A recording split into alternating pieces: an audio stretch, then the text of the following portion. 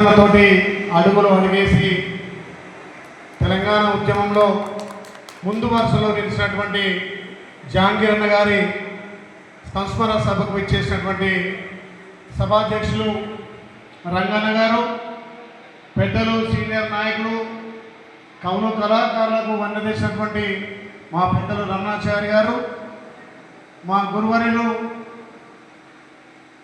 Journalist Pasham Yadav sir గారికి, ఎన్నో పాటలు రాసి మలివిద్య విషయంలో పాటల ద్వారా మా గోదావరి శిరణ గారికి, వేదిక మీద ఉన్నటువంటి కవులకు, కళాకారులకు, వేదిక మీద ఉన్నటువంటి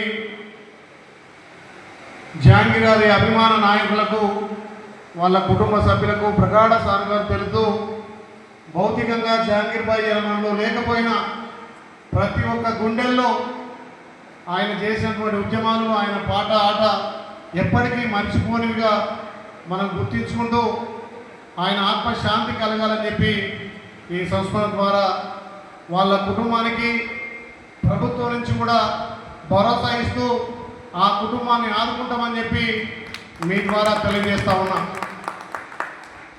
3 శతాబ్దాలుగా తన సొంత కుటుంబం కంటే ప్రజలే ముఖ్యం, ప్రజలను చైతన్యపరచాలని చెప్పి ఇంటిని సైతం విడిచిపెట్టి ప్రజల కోసం ఆయన ఆట పాటతోటి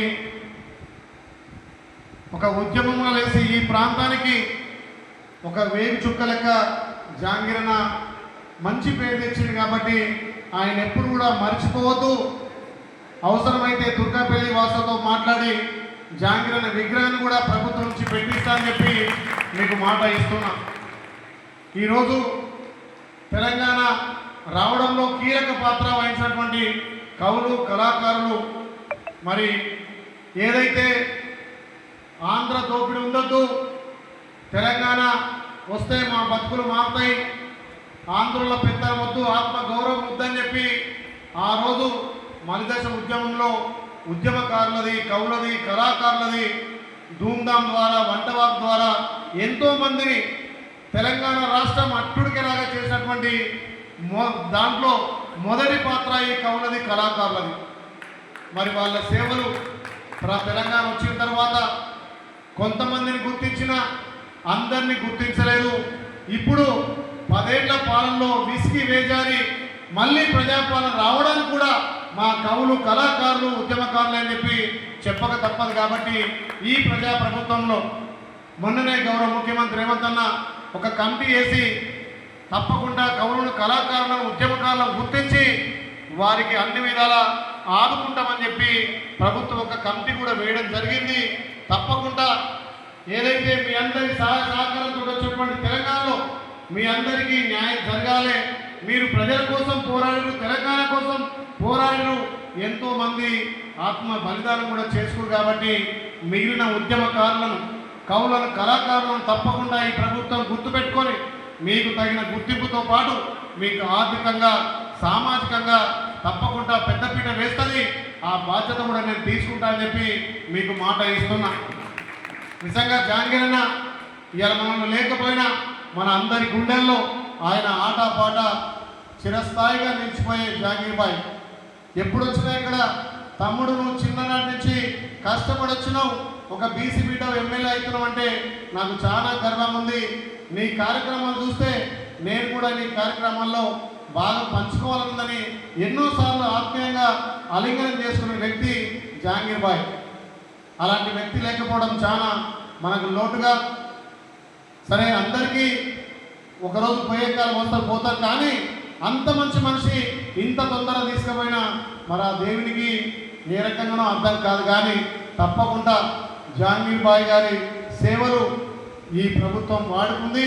వాళ్ళ కుటుంబానికి కూడా ప్రభుత్వం అండగా ఉంటుంది. తప్పకుండా నా వంతుగా కుటుంబానికి కూడా భరోసా ఇస్తున్నానని చెప్పి మాటిస్తూ ఈ కవులు, కళాకారులను ఎప్పుడైతే గుర్తు పెట్టుకుంటామో తప్పకుండా ఆ ప్రభుత్వాలకు మనగడ ఉంటుంది.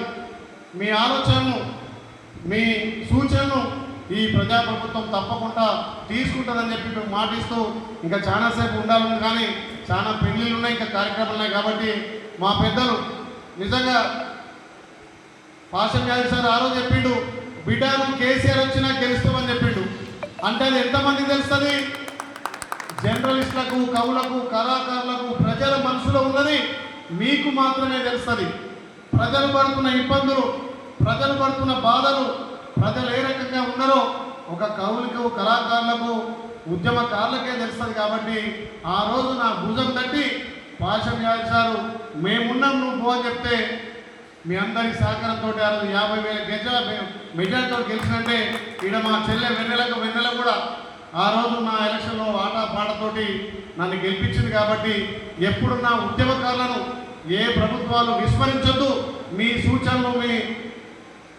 సూచన సలహాలతోటి ఈ ప్రభుత్వం ముందుకు పోతే ఇంకా ప్రజాపాలన సజావుగా నడుస్తుంది. కాబట్టి తప్పకుండా ఈ ప్రజాప్రభుత్వంలో మిగిలిన కవులను, కళాకారులను, ఉద్యమకారులను గుర్తించి వాళ్ళందరికీ పెద్దపీట వేసే విధంగా బాధ్యత తీసుకుంటామని చెప్పి తెలియజేస్తూ మరొకసారి మనందరి అభిమాన నాయకుడు మన కోసం ఎన్నో ఉద్యమాలు చేసి ఆటపాట ద్వారా చేసినటువంటి జాగీర్ బాయ్కి అందరం ఒకసారి జోహార్ జాగీర్ బాయ్, జోహార్ జాగీర్ బాయ్.